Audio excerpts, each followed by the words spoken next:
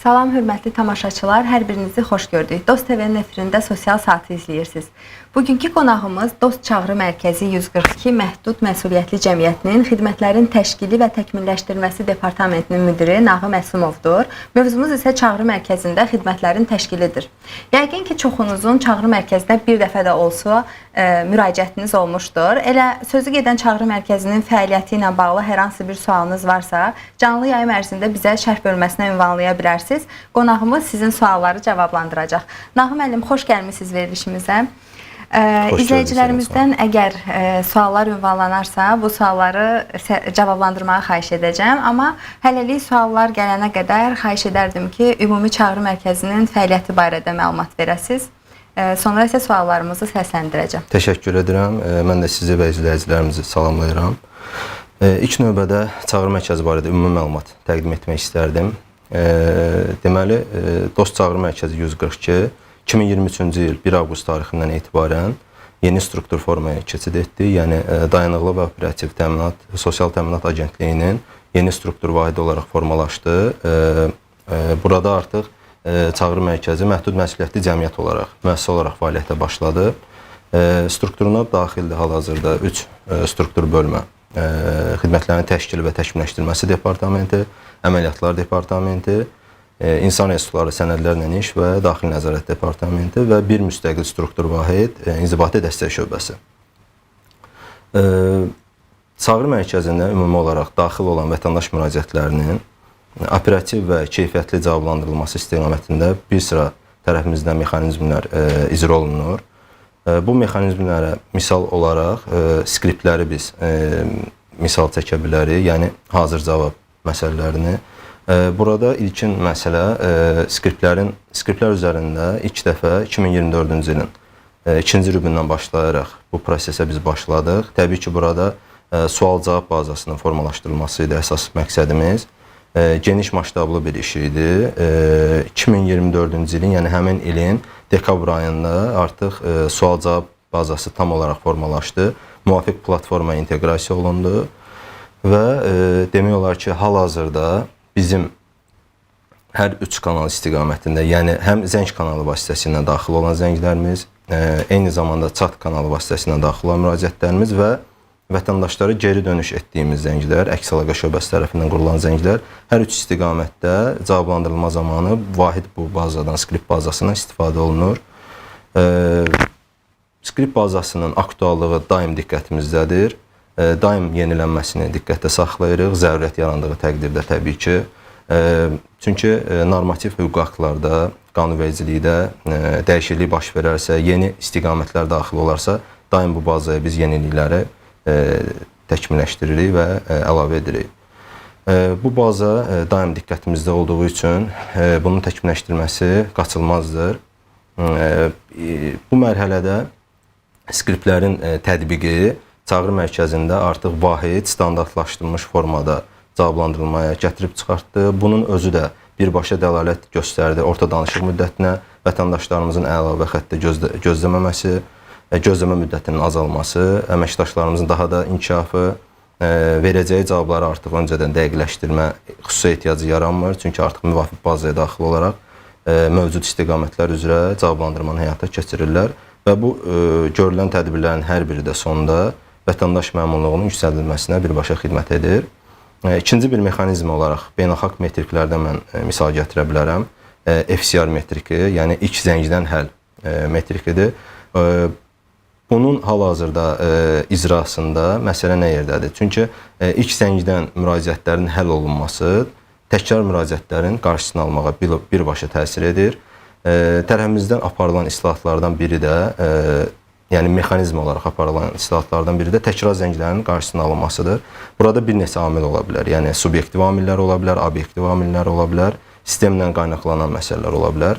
Bizi əsas narahat edən və üzərində daim apardığımız işlər bizdən qaynaqlanan subyektiv amillərin olmamasıdır və yaxud da mümkün qədər minimuma salınmasıdır. Təbii ki, bu istiqamətdə də faktiki olaraq bizim təhlil şöbəmiz tərəfindən həftəlik əsasla təhlillər aparılır, təkrar zənglərin sayı çıxarılır.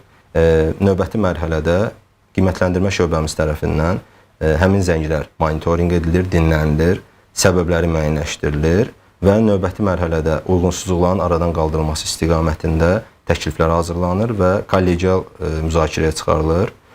Kollegial müzakirə əsasında da növbəti addımlarımız, yəni artıq konkret atacağımız addımlar müəyyənləşir.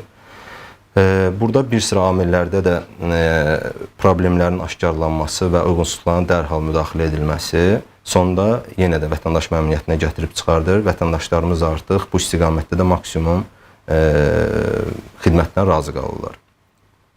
Növbəti metrik, beynəlxalq metrik olaraq, yəni növbəti bir mexanizm addımı olaraq mən İSSAT-ı deyə bilərdim. İSSAT müştəri məmnuniyyətidir. Beynəlxalq arenada bu metrik 5 ballıq şkala ilə ölçülür. Deməli, bu hissədə də bizi daha çox narahat edən vətəndaşlarımız tərəfindən kafi qiymətləndirmə olarsa, yəni 1 və 2 ballar olarsa, qiymət verilərsə, bu eyni qaydada təhlil olunur, dinlənilir, səbəbləri müəyyənləşir ki, nəyə görədir.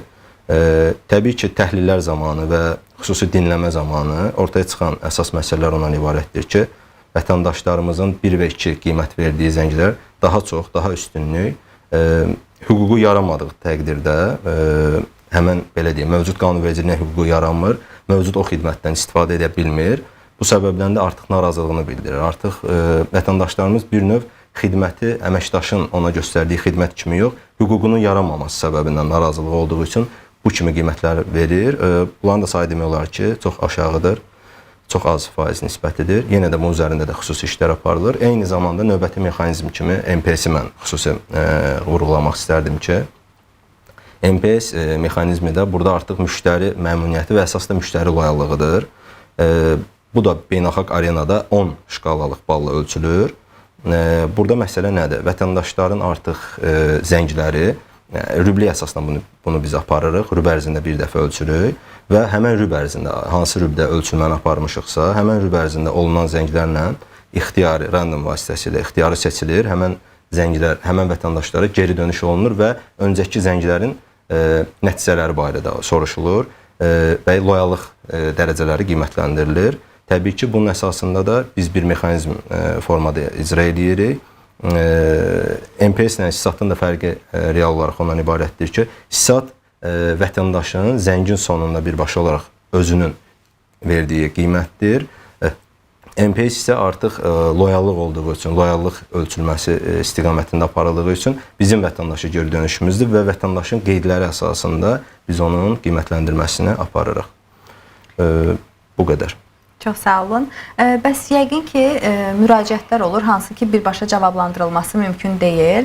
Bu zaman birbaşa cavablandırılması mümkün olmayan suallar hansı formada baxılır onlara? Yəqin ki, aidiyyəti struktur bölmələrə yönləndirilir və çağrı mərkəzi tərəfindən vətəndaşlarla yenidən əlaqə yaradılırmı, yoxsa struktur bölmənin artıq öhdəliyindədir?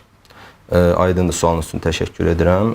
Deməli, çağrı mərkəzi olaraq daxil olan müraciətlərin 90%, yəni cari nəticəmizə uyğun olaraq faizi səsləndirə bilərəm, 90% birbaşa cavablandırılır. Hansısa bir quruma yönləndirmədən, istər daxildə yönləndirmə, istər qurum daxili, kənar qurumlara yönləndirmə, yəni 90% birbaşa icra olunur. Təbii ki, birbaşa icra olunması mümkün olmayan müraciətlər də daxil olur bizə. Hansı ki, artıq bunun birbaşa cavablandırılması bizdən asılı olmayan səbəbdən mümkün deyil. Burada xüsusi araşdırma zəruriyyəti yaranıbdır. Bu istiqamətdə daxil olan müraciətlər bizdə əsasən təsdifatlaşdırılır və müvafiq kateqoriyalara bölünür. Bu kateqoriyalara misal olaraq bizdə operativ yanaşma var. Yəni operativ qeydə alınan, operativ açar sözü ilə qeydə alınan müraciətlər var ki, 3 iş günü ərzində, 3 iş günü müddətində müraciətə baxılır və vətəndaşa geri dönüş olunaraq nəticəsi barədə məlumat verilir. Təbii ki, burada da 3 iş günü müddəti müvafiq 50 sayılı Nazirlər Kabinetinin qərarı əsasında tənzimlənir ki, müraciətlər bu müddət ərzində baxılmalıdır. Növbəti kateqoriya olaraq bizdə Nazirliyin fəaliyyət istiqamətlərinə uyğun sistem xətaları ola bilər, deməli, texniki problemlər ola bilər, bəzən də olur. Bu istiqamətdə də daxil olan müraciətlər bizdə texniki məsələ kimi, yəni yardım masası açar sözü kimi qeydə alınır və aidiyyəti üzrə araşdırılması üçün DOST rəqəmsal innovasiyalar mərkəzinə təqdim olunur. Burada da təbii ki, müddət bəlli müddətdir, 15 iş günüdür daxili reqlament tələbinə əsasən, amma onu qeyd edərdim ki, müraciətlərin demək olar ki, 90%-dən yuxarı çox qısa müddət ərzində, yəni maksimum 2-3 iş günü ərzində həll olunur. Demək olar ki, bir çox müraciətlər deyil, ilk iş günündə öz həllini tapır. Və bunların da hər biri təbii ki, nəticəsinin vətəndaşa geri dönüşü həmən müddət ərzində təmin olunur. Bizdə digər istiqamətdə də müraciətlər olur. Misal üçün, daha təcil məsələlər olur. Şirkətlər tərəfindən, qurumlar tərəfindən tenderlə bağlı müraciətlər üçün, təbii ki, bunlar Dövlət Əmək Müfəttişliyi Xidmətinə yönləndirilən müraciətlərdir və burada müddət çox qısadır və digər istiqamətdə, misal üçün, dost könüllüləri olsun. Artıq orada ola bilər könüllü proqramının icra müddətinə, bitmə müddətinə də az qalır. Ona görə də bu istiqamətdə daxil olan müraciətləri biz təcili başlığı altında qeydə alaraq araşdırılması üçün daxildə müvafiq şöbəmiz var, şöbəyə göndəririk və həmin şöbə bu müraciətləri də bir iş günü ərzində icraçı qurumla danışaraq, maksimum dərəcədə nəticəni əldə edərək, elə həmin ilk iş günündə də vətəndaşa geri dönüş edərək məlumatlandırırıq. Bəs vətəndaşlar ümumiyyətlə Nazirlik tərəfindən göstərilən bütün xidmətlərlə bağlı sizin çağrı mərkəzinə müraciət edə bilir, yoxsa hansısa bir konkret istiqamətlər müəyyən olunub? Demək olar ki, Əmək və Əhalinin Sosial Müdafiəsi Nazirliyinin bütün fəaliyyət istiqamətləri, bütün xidmət növləri üzrə vətəndaşlarımız 142 çağrı mərkəzinə müraciət edə bilərlər. Yəni, burada hər hansı bir maneə yoxdur. Bunu xüsusi vurğulamaq istərdim ki, hər kəsin də məlumatı olsun, bilməyən izləyicilərimiz də məlumatda olsunlar ki, biz ümumiyyətlə çağrı mərkəzi dedikdə, ələlxüsusda 142 çağrı mərkəzi, çoxu yalnız zəng edə bilmə imkanını düşünür ki, 142-yə ancaq zəng edə bilərəm. Bizdə alternativ kanallar da mövcuddur. Hansı ki, vətəndaşlarımız öz resurslarına, istər bu zaman resursu olsun, istər maddi resursu olsun, qənaət etməklə bizim digər alternativ kanallarımıza müraciət edə bilərlər. Deməli, zəng kanalı, o barədə məlumat verim ki, sizə zəng kanalımız 2 mərhələdən ibarətdir. Deməli, ilkin mərhələsi bunun IVR-dır, interaktiv səsli cavab hissəsidir. İkinci mərhələsi artıq canlı əlaqədir. Yəni, vətəndaşlarımız IVR bölməsindən də yetərincə istifadə edə bilərlər. İrəliyən dəqiqələrdə zaman olsa, imkan olsa, bu barədə də mən detallı, IVR-la bağlı detallı məlumat vermək istəyəcəm izləyicilərimizə. İkinci alternativ kanal kimi mən intellektual chatbot kanalını misal gətirə bilərəm. İntellektual chatbot kanalımızda eyni qaydada 2 mərhələdən ibarətdir. İlkin mərhələsi bot mərhələsidir. Yəni, vətəndaşlar artıq bura müraciət edən zaman Nazirliyin fəaliyyət istiqamətlərinə aid bütün istiqamətlərlə bağlı müraciətlərini oradan rahat şəkildə edib suallarına cavab tapa bilərlər. İkinci mərhələdə yenə canlı əlaqə. Burada artıq canlı əlaqə dediyimiz əməkdaş tərəfindən yazılan müraciətlərin cavablandırılmasıdır. İntellektual chatbota inteqrasiya mərhələsi barədə qısa bir məlumat verim ki, çata daxil olan müraciətlər yalnız, belə deyək, çat bölümü deyil, yəni Nazirliyin sosial qovaz rəsmi saytına daxil olduqda çata yaz bölümündən tək deyil, Nazirliyin strukturuna daxil olan Dövlət Əmək Müfəttişliyi Xidməti, eyni zamanda strukturuna daxil olmayan tabelik qurumları. Buna misal olaraq Dövlət Sosial Müdafiə Fondu, Dayanıqlı Operativ Sosial Təminat Agentliyi, Dövlət Məşğulluq Agentliyi, Sosial Xidmətlər Agentliyi və Dövlət Tibbi Sosial Ekspertiza və Reabilitasiya Agentliyinin də rəsmi saytlarına daxil olduqda çat bölümündən yazarkən onların da hər biri bizim əməkdaşlar tərəfindən cavablandırılır. Eyni qaydada da sosial media platformaları, sadaladığım nazirlik tabelik qurumlarında müvafiq sosial media platformalarına müraciət edərkən burada əsasən Dost Çağrı Mərkəzi, Dost Agentliyinin sosial media platformalarının ismariz bölməsinə vətəndaşlarımız yazdığı təqdirdə də bu müraciətlərin cavablandırılması bizim sosial kommunikasiya və əks-əlaqə şöbəsinin əməkdaşları tərəfindən təmin edilir. Bəs qeyri-iş günlərində vətəndaşlar çağrı mərkəzinin təqdim etdiyi bu xidmətlərdən necə yararlanır? Deməli, biz çağrı mərkəzi olaraq xidmətləri quran zaman və eyni zamanda qurulan xidmətlərin təkmilləşdirilməsi zamanı xidmətləri nəinki tək iş vaxtlarında, eyni qaydada qeyri-iş vaxtlarında da daha əlçatan olması üçün xidmətləri göstəririk.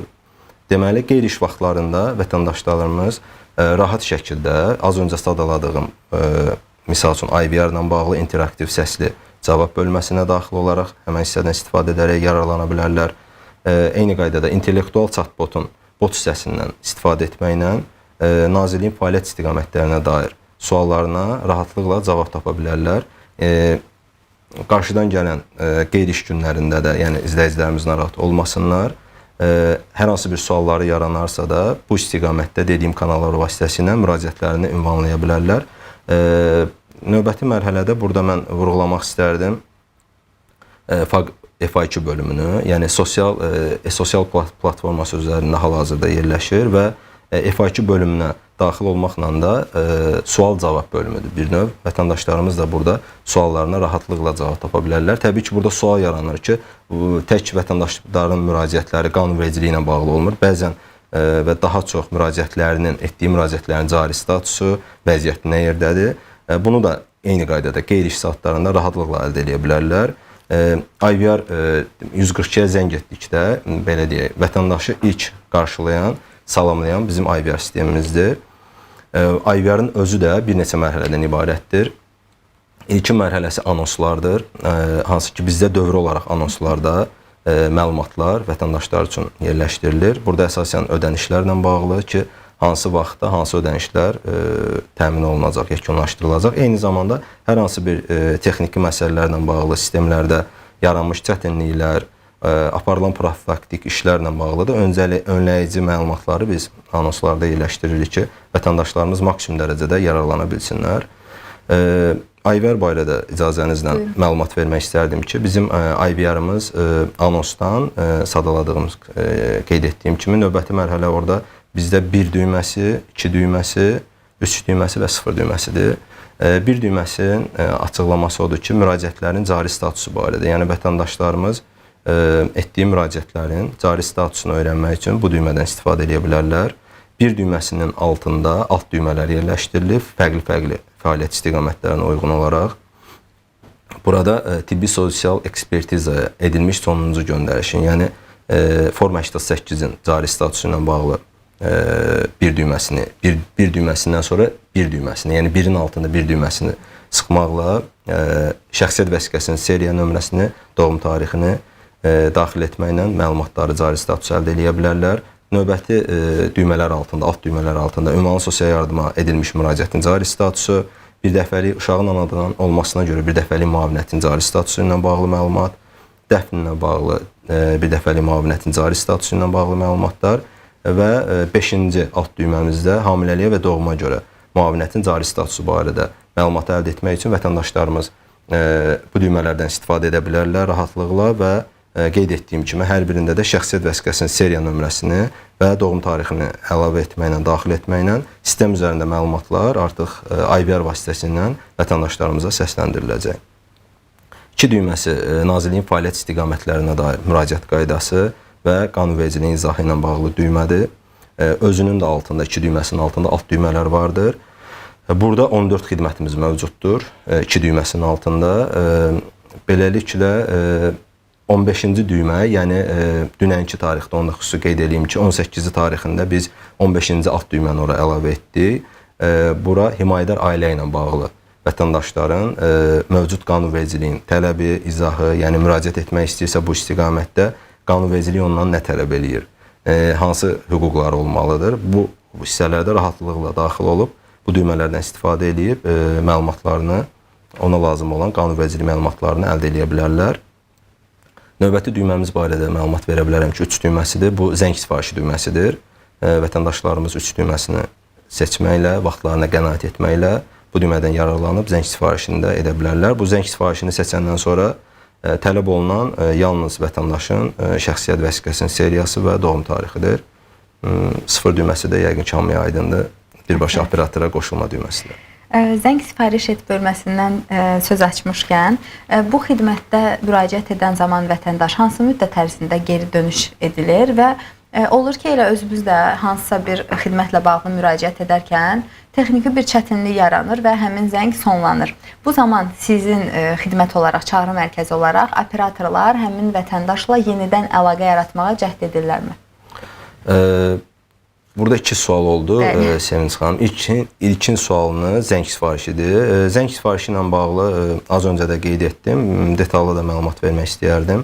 Deməli, zəng sifarişi bizdə həm IVR-da yerləşdirilmiş 3 düyməsi altındadır. Eyni zamanda bir məsələni də toxunum ki, IVR-da 3 düyməsində olan zəng sifarişi həm iş saatlarında, həm qeyri-iş saatlarında aktivdir. Yəni vətəndaşlarımız 7/24 rejimdə, yəni istənilən vaxt bu xidmətdən istifadə edə bilərlər, yəni müraciət edə bilərlər. İkinci platform olaraq bir IVR platformasında yerləşdirilmişdir zəng sifarişi. İkinci platforma sosial platforması üzərində yerləşdirilib zəng sifarişi. Bu bölmədən də daxil olub vətəndaşlarımız şəxsiyyət vəsiqəsi, üzrə məlumatlar seriyası, fərdi identifikasiya nömrəsi. Burada biraz da detallıdır. Yəni hansı xidməti almaq istəyir, hansı müddətdə almaq istəyir qeyd edərək həmən müddət ərzində, yəni mütləq deyil ki, həmən gün olsun. Yəni hansı tarixi qeyd eləyirsə, onun istəyinə uyğun həmən tarixdə biz onunla əlaqə saxlayırıq.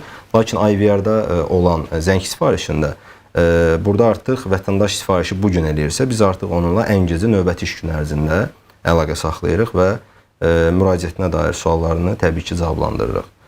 İkinci sual sizdə itirilmişdə zəng sonlanmasıdır. Burada da eyni qaydada deməli vətəndaş zəng edirsə və gözləmə müddətində zəng sonlanırsa, bunlar bizdə ayrıca olaraq itirilmiş bir bölmə olaraq itirilmiş bölməyə toplanır və itirilmiş zənglərdə toplanılmış siyahıya uyğun olaraq zənglərlə bizim eyni qaydada sosial kommunikasiya və əks əlaqə şöbəmiz tərəfindən növbəti gün ərzində, hətta biz prosesə ilk iş gün ərzində başlayırıq. Günün sonuna qədər demək olar ki, növbəti gün yox, yəni bu gün itirilmiş zənglərlə günün sonuna qədər biz tam olaraq həmən siyahını sıfırlayırıq. Yəni o siyahıda bir zəng belə qala bilməz. İtirilmiş zənglərlə bağlı hər biri günün sonu yekunlaşdırılır. Tərəfimizdən əks əlaqə qurulur, müraciətləri təmin olunur.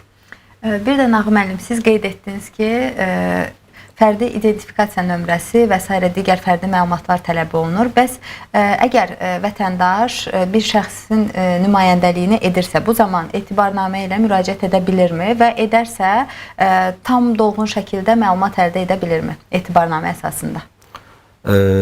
Deməli, biz üçüncü şəxsə məlumatın ötürülməməsini daim diqqətdə saxlayırıq ki, fərdi məlumatlar üçüncü şəxsə ötürülə bilməz, qadağanlı bildiyimiz kimi müvafiq qanunvericiliyin tələbi ilə. İstənilən halda məlumat xarakterli, ümumi məlumat xarakterli məlumatlar verilir. Amma belə deyək, şəxsin mümkün qədər fərdi məlumatları istənilərsə, təbii ki, biz bunu araşdırırıq. Araşdırdıqdan sonra təbii ki, vətəndaşa geri dönüş edərək məlumatlandırırıq. Amma əsas məsələni xüsusi qeyd etmək istərdim ki, danışıq zamanı əsasən də belə deyək, şəxsin özü olub olmadığını və o etibarnamə ilə çıxış edən şəxsin də etibarnaməsini mümkün qədər doğruluğunu tam olaraq yoxlaya bilmədiyimiz üçün mümkün qədər həmən şəxslərin belə deyək, müraciəti ilə bağlı təkrar dost mərkəzlərinə də müraciət etməyi tövsiyə edirik ki, şəxs müraciət eləsin və konkret ona yerində xidmət göstərilsin. Amma belə deyək, fərdi məlumat deyilsə, ümumi məlumatsa təbii ki, ümumi məlumatları biz təqdim edirik. Çox sağ olun və bizə şərhlər ünvanlayıb izləyicilərimiz. Diqqətinizə çatdırıram ki, bugünkü mövzumuz 142 çağrı mərkəzinin fəaliyyəti ilə bağlıdır. Ünvanlanan müraciətlərin bir çoxu isə bugünkü mövzumuzu əhatə eləmir. Buna görə də suallarınıza əməkdaşlarımız tərəfindən cavablar veriləcək. Digər bir izləyicimiz isə ünvanlı yardımla bağlı müraciəti zamanı 142 çağrı mərkəzində dolğun məlumat almadığını qeyd edir. Bununla bağlı nə deyə bilərik? Yəni bir növ iradını bildirir ki, dolğun məlumat əldə etməmişəm. Əslində az öncə xüsusi vurğuladım ki, cavablandırmanı biz maksimum dərəcədə tam təmin etməyə çalışırıq. Yerində cavablandırmanı təmin edə bilmədikdə bizdə alternativ kateqoriyalar, imkanlar mövcuddur ki, birbaşa xidmət göstərən təmsilçilərimiz həmən müraciətləri artıq araşdırılması üçün qeydə alırlar və az öncə qeyd etdiyim kimi operativ qaydada baxır indi hansı istiqamətdə bizim vətəndaş müraciət edib. Əsasən bizdə operativ istiqamətə aid müraciətdirsə, biz bunu 3 iş gün ərzində belə deyək, qəbul eləyirik. 3 iş gün ərzində müvafiq icraçı qurumdan dəqiqləşmə aparırıq və həmin 3 gün ərzində də vətəndaşı geri dönüş edərək məlumat veririk. Sadəcə xanımda, vətəndaşda hansı istiqamətdə müraciətdə olduğunu hal-hazırda bilmirəm. Ünvanlı yardımla bağlı müraciət etdiyini bildirib. Ünvanlı sosial yardım. Yenə də bunu artıq konkret dəqiqləşdirməyə, detallı araşdırmaq lazımdır ki, dəqiq məlumat verə bilək, amma bizdə dolğun məlumat verə bilmədim anlayışı yoxdur. Çünki istənilən halda müraciətlər tam olaraq cavablandırılır. Əməkdaş hansısa bir çətinlik çəkirsə, o istiqamətdə də müraciətlər sonlandırılmır. Növbəti mərhələdə araşdırılması üçün götürülür. Bəli, yəni hər bir müraciətə biz həssaslıqla, xüsusi həssaslıqla yanaşırıq. Bəs bu hal kimi hallar olduqda təkrarlanan zaman həmin vətəndaşlar məhz sizin çağrı mərkəzinin sosial platforma hesablarından müraciət edə bilərlərmi? Məsələn, nəticəyə dair məlumat əldə etmək üçün və yaxud elə iradını, şikayətini bildirmək üçün dolğun cavab ala bilməməsi barədə. Bu zamanda araşdırma eyni qaydada davam etdirilir. Təbii ki, bizə ümumilikdə daxil olan müraciətlər növə bölsək 4 növdən ibarətdir. Sorğu, şikayət, təklif, təşəkkür. Deməli, şikayət xarakterli müraciətlərdirsə, təbii ki, bunlar kərküzarlıq istiqamətində baxılması üçün vətəndaş müraciətləri haqqında qanunvericinin tələbinə əsasən icra olunur. Yəni, belə deyək, təmsilçi bunu biz tərəfindən götürülərsə, yəni çağrı mərkəzi tərəfindən qeydə alınarsa, təmsilçi bunu qeydə alır, yəni zəngi birbaşa cavablandıran əməkdaş və yaxud da çatda olan əməkdaş, əgər orada çata yazıbsa vətəndaşımız, müraciət götürülür və bizim şikayətlərin araşdırılması və operativ dəstək şöbəmiz var. Həmən müraciətlərə baxırlar, tam olaraq dolğunluğunu yoxlayırlar və qeyd etdiyim formada kərküzarlıq qaydalarına uyğun olaraq sənəd dövriyyəsi üzərindən birbaşa icraçı quruma yönləndirirlər. Yəni, bu 15 iş günü müddətidir. Əlavə araşdırma tələb olduğu halda əlavə 30 iş günü müddətində baxılır. Bu məsələ bir xüsusi halda bildirim ki, bu məsələ burada yekunlaşmır. Biz kərküzarlıq qaydasında göndərdiyimiz müraciətlər 15 iş gününə az qalmış müddətdə qeyd etdiyim şöbənin məsul əməkdaşları tərəfindən icraçı qurumla təkrar dəqiqləşmələr aparılır ki, müddətin artıq bitməsinə az qalıb. Yəni, bir növ biz bunu təqib edirik. Əlavə araşdırma tələb olunan müraciətlərdə də eyni. Biz təqib prosesini davam etdiririk. Yəni, biz müraciəti göndərdik, burada bizim işimiz bitdi, yox. Müraciətin nəticəsi nə yerdədir? Bəli. Və bu, sonda olaraq vətəndaşa məktub şəklində cavablandırılma prosesi bitənə qədər biz bunu təqibdə saxlayırıq. Bu, çağrı mərkəzi tərəfindən vətəndaşın edə biləcəyi müraciəti barədə məlumatdır. Vətəndaşlar eyni qaydada Nazirliyin sosial qovaz üzərindən xidmət göstərən çat hissəsinə də yaza bilərlər müraciətlərini. Eyni qaydada e-sosial üzərindən onlayn müraciət var. Müraciətdə daxil olub rahat şəkildə müraciətlərini eləyə bilərlər. Yəni, mütləq deyil ki, bizim vasitə ilə müraciət eləsinlər. İstənilən istiqamətdə, sadaladığım istiqamətdə müraciət edə bilərlər.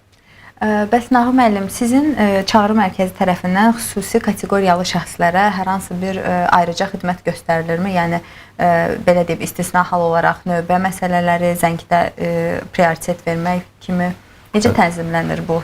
Deməli, Sevinç xanım, 2025-2030-cu illər üzrə çağrı mərkəzinin təsdiqlənmiş strateji planı var. Deməli, strateji planın tədbirlərindən biri də həssas qruplara göstərilən xidmətin daha da əlçatan, daha da keyfiyyətli, daha da üstün olmasıdır.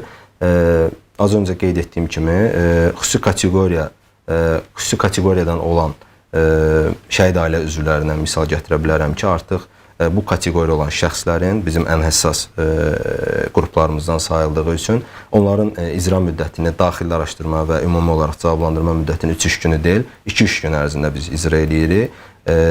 Bu istiqamətdə də biz düşünürük ki, növbəti mərhələlərdə də, növbəti illərdə, növbəti mərhələlərdə bu kateqoriyadan, bu həssas kateqoriyadan olan şəxslərin müraciətlərinə bu formada, yeni formatda yanaşaq. Bəs zənglər zamanı gözləmə müddəti nə qədərdir ortalama hesabla? Bildiyim qədərilə bu, yəni keçmiş dövrə nisbətdə çox qısa bir müddətə enib. Bu barədə də qısa məlumat verək izləyicilərə. Orta danışıq müddəti ötən illərə baxsaq, 24-cü ildə 1 dəqiqə üzərində idi. Daxili aparılan islahatlar, təkmilləşmə işləri, optimallaşma işləri təbii ki, bunların hər biri sonda hər bir istiqamətdə yaxşılığa doğru nəticələrini görürük. Bunu həm biz özümüz hiss edirik, həm vətəndaşlardan hiss edirik. Çünki burada vətəndaş məmnuniyyəti yüksəlir, hiss etmə mümkün deyil təbii ki. Bu istiqamətdə də təbii ki, daim işlər görülür, daim işlər aparılır. Xüsusi onu da qeyd etmək istərdim ki, bu işləri biz daim diqqətdə saxlayırıq və daim balansda saxlayırıq. Çox sağ olun. Bu istiqamətdə də sizə uğurlar arzu edirəm. Bəs çağrı mərkəzində operatorların peşəkar hazırlığı istiqamətində hansı işlər görülür? Onlar xüsusi təlimlərə cəlb olunurmu? Yəni mütəmadi dövri olaraq bu istiqamətdə hər hansı bir işlər görülür sizin mərkəz tərəfindən?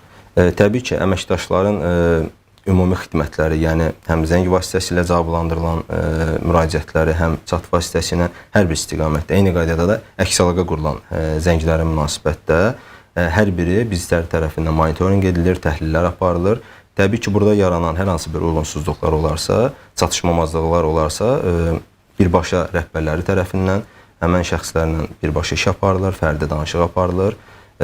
Təlim ehtiyacları təbii ki, burada müəyyənləşir. Həmən təlim ehtiyacları müəyyənləşdikdən sonra da bildiyimiz kimi Milli Observatoriya tərəfindən təlimlər təşkil olunur. Burada iki profildə deyə bilərəm ki, həm funksional biliklərlə bağlı, həm də yumşaq bacarıqlarla bağlı təlimlər təşkil olunur və daim əməkdaşlarımızın bilik və bacarıqlarının inkişaf etdirilməsi, daha da genişləndirilməsi daim bizim diqqətimizdədir.